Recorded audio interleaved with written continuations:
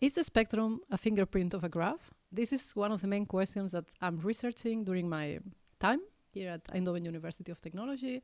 And in the coming 5 minutes, I'm going to give you an overview of my research topic. So we are surrounded by networks of all types, as you can imagine, like social networks, biological networks, road networks, etc., etc. And these networks carry a lot of important information. And actually, we would like to understand how these properties of networks behave, but in a more compact way, because studying them by using brute force is just not feasible in general. And because these complex networks are usually modeled as graphs, it's important to understand which graph parameters actually can tell something about the networks.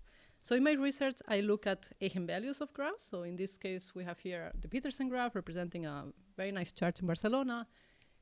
Given a graph, we can associate a matrix to it. And given this matrix, in this case, the adjacency matrix, we can compute in polynomial time, so in an easy way, the spectrum of the graph. So here we have this set of numbers. But the other way around, if I give you this spectrum, this set of numbers, it's not so clear. So it's not so clear that given the eigenvalues, we can reconstruct the graph. So spectral graph theory, in a nutshell, is this type of implication. So we have a graph, we can compute the spectrum of it. However, the question that spectral graph theory aims to solve, and this is my research field, is that given the spectrum of a graph, what can we say about the graph?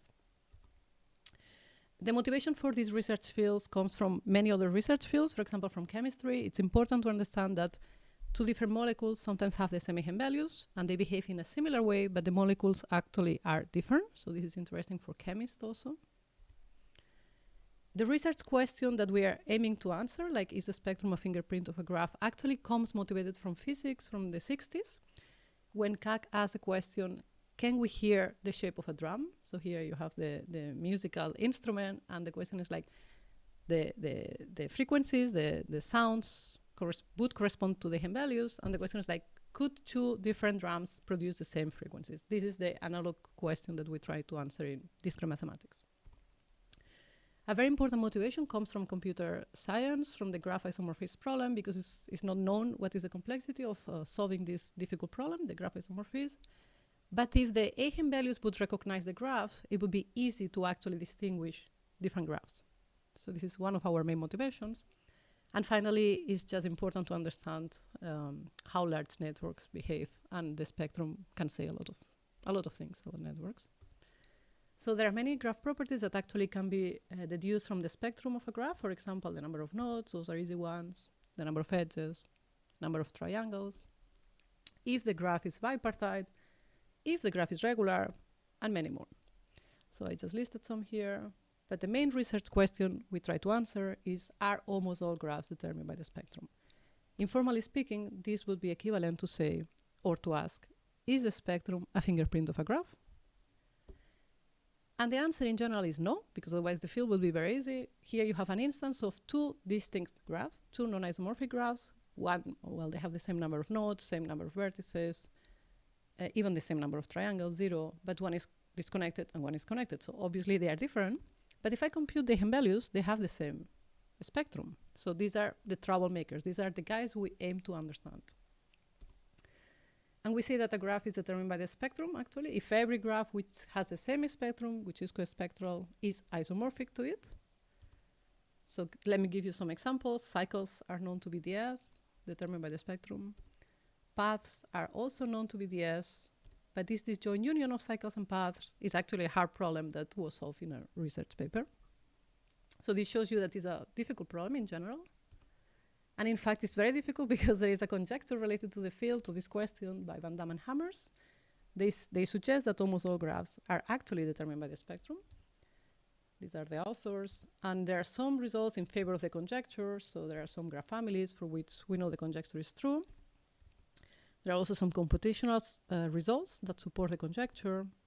We also work on this. We show that a new graph class called Hoffman graphs actually can be useful to show determined by the spectrum type of characterizations.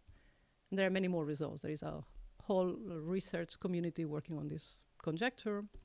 There are also some results in favor of the against the conjecture. Like we know it's false for trees. This is a 70 seminal result by Zweng. We also know in general is false for strongly regular graphs. So we did some work there with my PhD supervisor. And currently I'm working with some of my students to develop new methods for the construction of these graphs that we aim to understand better. Because if we understand co-spectral graphs, we also understand which graph properties cannot be deduced from the spectrum of a graph. So with that, I am almost done with the overview of my field. I would just like to connect it with combinatorial optimization. We don't only work in spectral characterizations of graphs, but we also use eigenvalues, so the spectrum, to derive bounds for NP-hard graph parameters, like the ones I'm listing here, chromatic number, independence number, etc. Because why is this interesting? These bounds can be tight. These bounds can be computed in polynomial time, while the graph parameter is often very difficult to compute. In general, it's NP-hard. So it's important to derive such easy bounds to compute, which are actually tight.